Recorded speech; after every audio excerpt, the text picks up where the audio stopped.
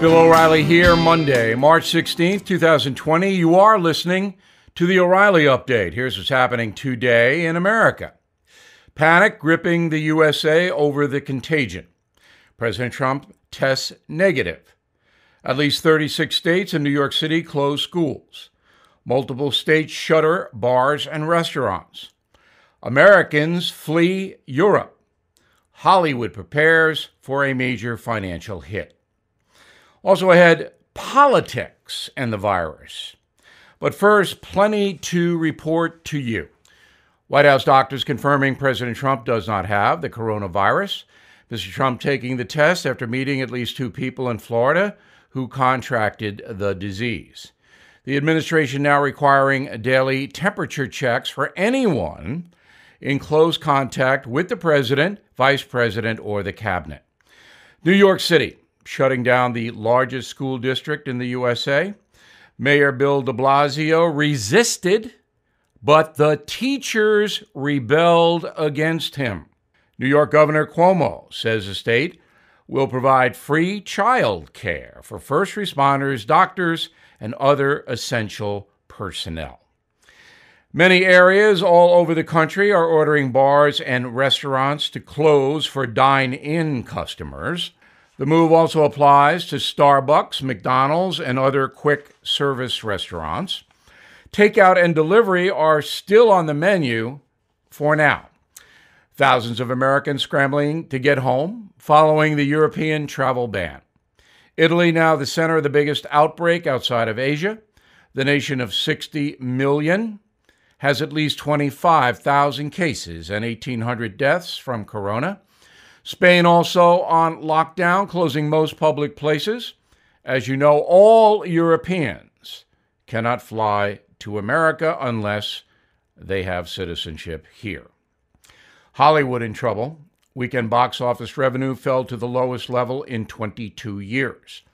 The financial industry also under stress as folks panic and sell assets.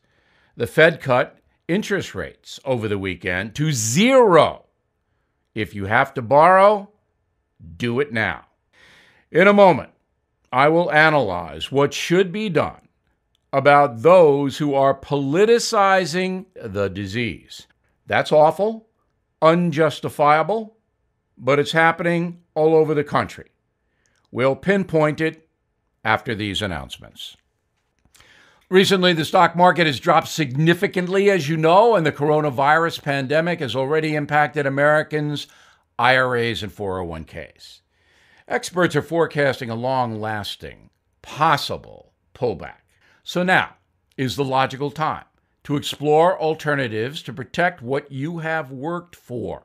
Many Americans are moving to physical gold and silver as a recession-proof safe haven for their retirement. American Hartford Gold Group is a trusted leader in gold and silver, and it's easy to get started. They are family-owned and have an A-plus rating from the Better Business Bureau. If you are listening to me right now, get a free silver coin from my friends at American Hartford Gold Group. Just give them a call, 877-444-GOLD, 877-444-GOLD. Call now to claim your free silver gift for a limited time, or visit them on the web at www.billfreecoin.com.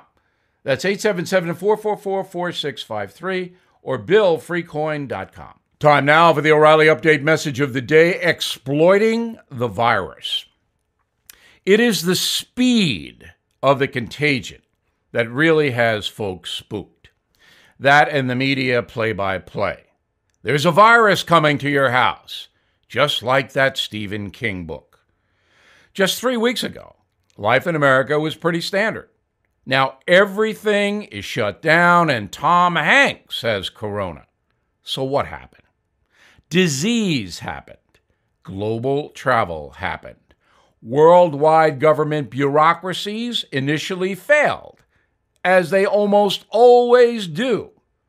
We have a list in this country. Al-Qaeda, Katrina, Maria, Vietnam, Iraq, on and on and on. Now, the committed left is hyping and using the illness to try to drive President Trump from office. Here's Trump hater Gail Collins in the New York Times, quote, "Let's call it Trump virus. If you're feeling awful, you know who to blame," unquote. Really astute analysis from Ms. Collins. I just don't know how she does it. More brilliance from Wall Street Journal columnist Peggy Noonan. She puts forth that telling people not to panic, as the federal government is doing, is a bad strategy. Ms. Noonan apparently believes panic is okay. If you look up the word panic in the dictionary, you'll see this, quote, "sudden, uncontrollable fear and anxiety, often causing unthinking behavior," unquote. Could it be that Peggy Noonan wrote her column in a panic? Clear-thinking people are right to fear the coronavirus because it spreads quickly from even casual human contact. It's an airborne contagion, unlike AIDS or Ebola. That's scary, even if you tend to be brave. We all have a natural instinct to protect ourselves and loved ones. Absolutely nothing wrong with that. So caution is a good protection. Panic is not. And blaming the virus on President Trump is stupid and loathsome. No national leader could stop the illness, and the USA is certainly trying to contain the infection, despite the political lies. Of course, mistakes will be made. This is a sudden plague upon the land. Some things will work, some will not. If politicians and pundits have better ideas, let's hear them. If not, shut up. President Trump told the nation that we are all in this together. But I don't believe that at all. Richer folks are better protected than the poor.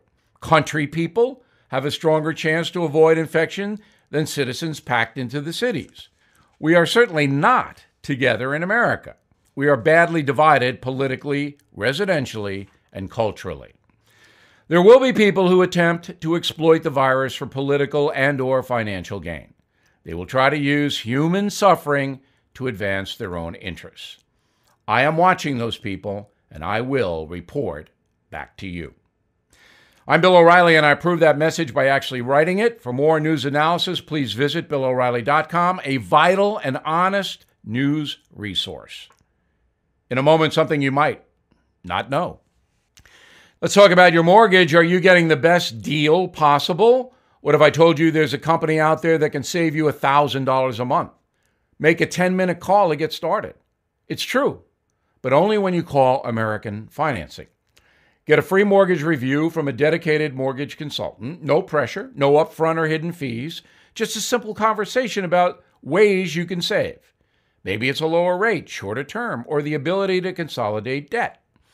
They'll look at all those options and more, helping you decide if a new mortgage is right. You won't have to restart your loan term. Not every lender can do that, but American Financing can. So please make the 10-minute call now, 888-462-9557, 888-462-9557, or visit AmericanFinancing.net. American Financing, NMLS 182334, and MLSConsumerAccess.org. Now the O'Reilly Update brings you something you might not know. The coronavirus pandemic will likely disrupt our economy and day-to-day lives for the next few months, closing businesses, schools, even churches.